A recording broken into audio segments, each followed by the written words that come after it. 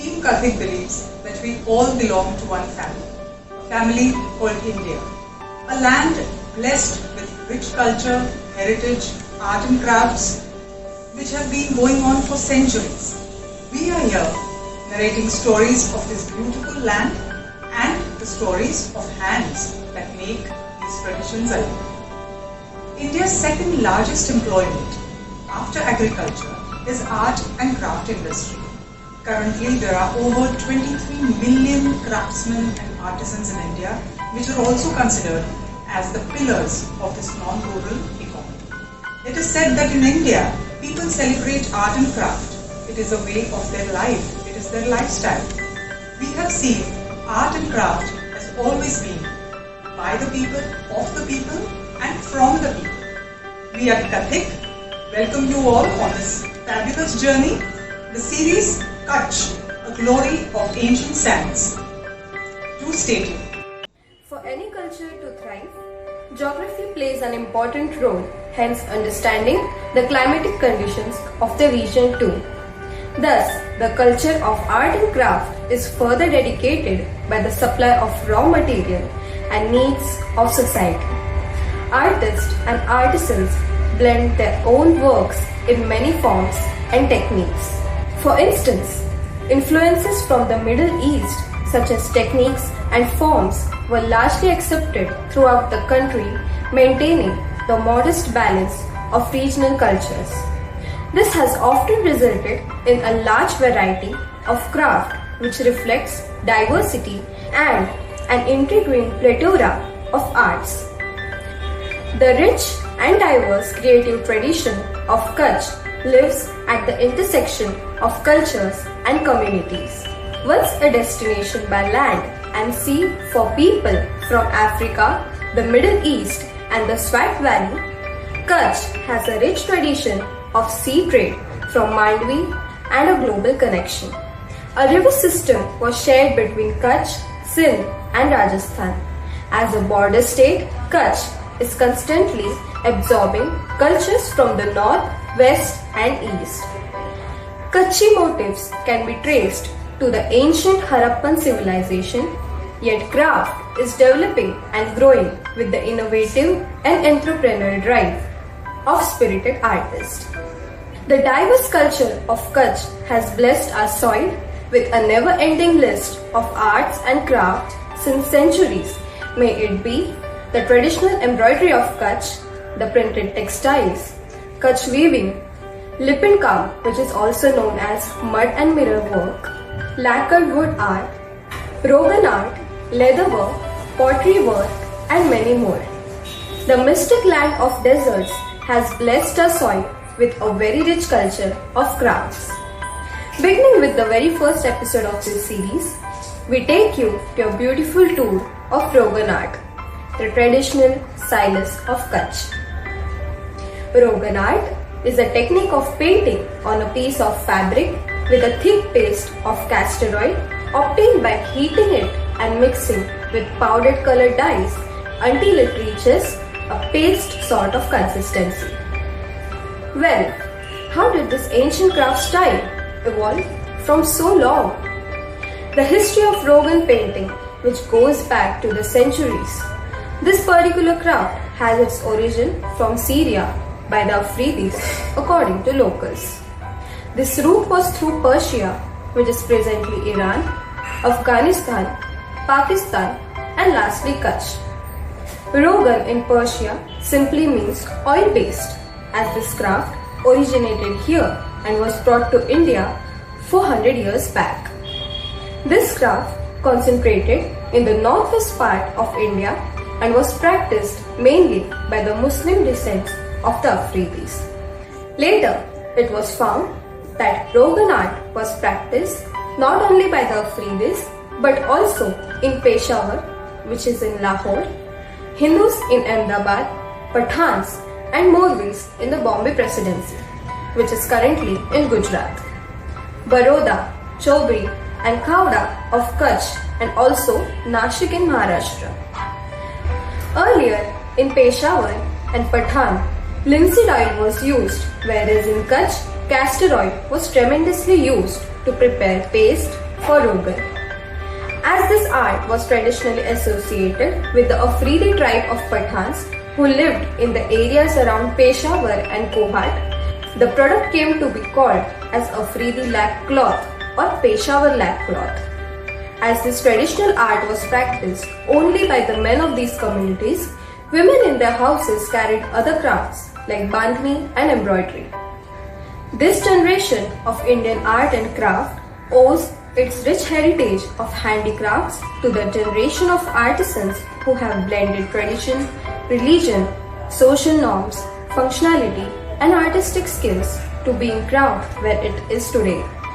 This land filled with bold, beautiful, and intricate colors of happiness took us to Suman Khatri's house, who is the National Award winner in the year 2003, State Award winner in the year 2000, who lives in Nirola village, whose family has been reviving this age-old tradition of Rogan for more than 200 years now, and has been the 8th generation of his family practicing this rare art.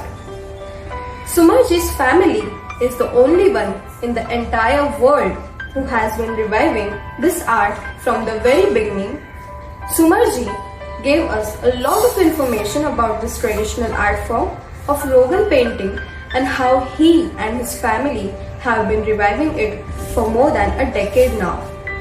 He also showed us some of his masterpieces as well as works which has been with him and his family more than 100 years now. As this craft has been practiced only by the men of this community, he stated that breaking this taboo, our family taught more than 200 girls since now, so that this rare art never dies. He also stated that this art of Rogan not only requires skills but also patience, concentration, sense of proportion, aesthetic, appreciation, and also visual coordination, which is the reason why it takes too long to master this art. As Rogan is used as a substitute for embroidery, people mostly get confused looking at our paintings. They find it difficult to believe that the work done on these cloths are actually handmade work due to its perfection and accuracy. Eventually they faced such problems due to these issues earlier, but now, due to the increasing demand, tourism, and awareness of this art worldwide, they don't face any problems now. और बनाने का साधन अकेला ये tool है, इससे पूरा काम होता है। और इसकी विशेषता ये है कि कोई भी कपड़े के ऊपर ट्रेसिंग नहीं होती, डिजाइन फ्री हैंड होता है। और ये हमारा फैमिली ट्रेडिशनल है, 300 साल से ज़्यादा हो चुका है पारंपरिक हमारे परिवार में, इस गांव में। अभी इसके अंदर कंटिन्यू 8 जनरेशन आज काम कर रहे हैं।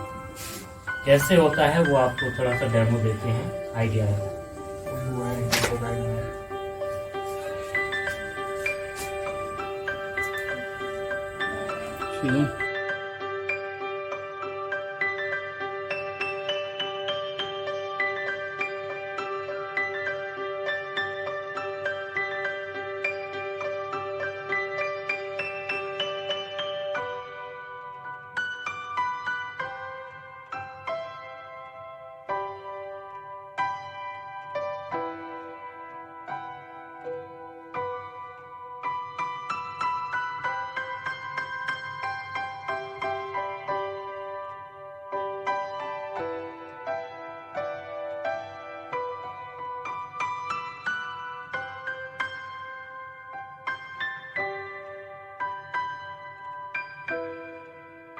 ये इसका तरीका है काम करने का। अब इसको फिक्स कैसे होता है कपड़े के अंदर वो आपको बताते हैं।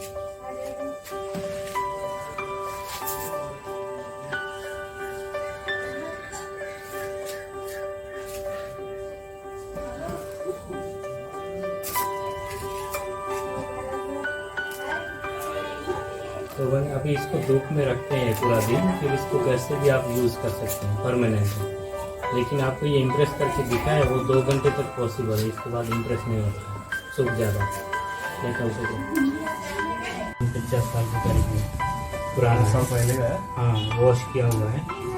तो पहले ऐसे काम होता था, इतना फाइन नहीं होता। और ये चीज़ें लोकल में यहाँ पे चलता था, पहनते थे। फिर सिंथेटिक ब्रांडेड आ जाने के बाद बंद हो गया। तो यहाँ से ये थोड़ा सा आर्ट फॉर्म में कन्वर्ट हुआ है।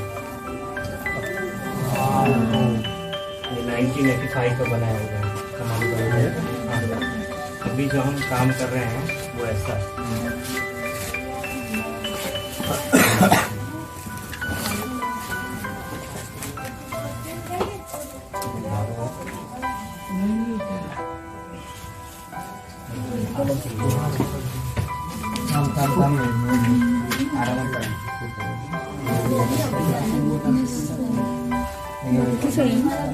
अभी का वो नया प्रोडक्ट।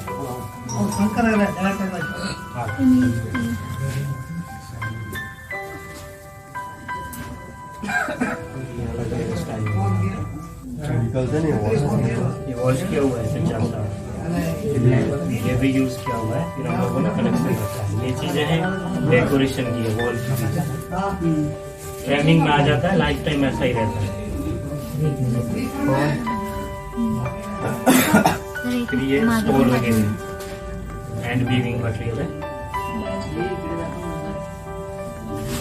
ये cotton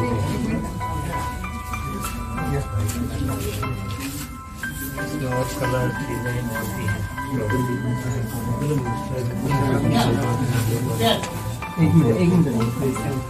The process of making the Rogan paste is a process which requires a lot of skills, whereas the materials used to make it is traditionally handmade or sourced from local market from Bhuj, like Andi, which means stirrer, Handio, which means an aluminium container, Suyu is an iron rod, Dhakni, covering clay made from mud, Parat, wide mounted vessel, Chula means a furnace, Kanu, plastic bowl used for keeping Rogan paste, and Kharan, which means a manual stone grinder.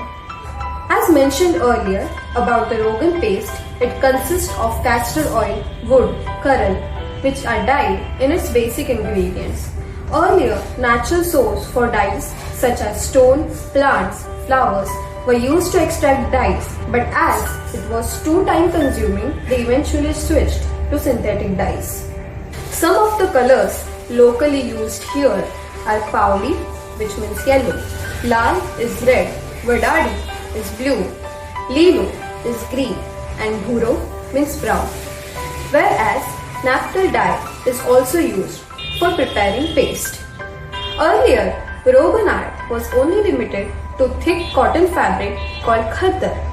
But now, due to customer demands and availability of various fabrics, craftsmen has begun to paint on cotton, silk, wool, polyester, and also denim. Rogan art consists of designs ranging from simple geometrical motifs to a great variety which includes floral, plants, animals, birds, humans or abstract motifs drawn from the natural world or sometimes with religious associations. Since the existing Rogan artists are mostly Muslims, they refrain from depicting human or abstract motifs in their art. Most of the motifs are floral, while bird motifs are only used by Hindu Khatri craftsmen.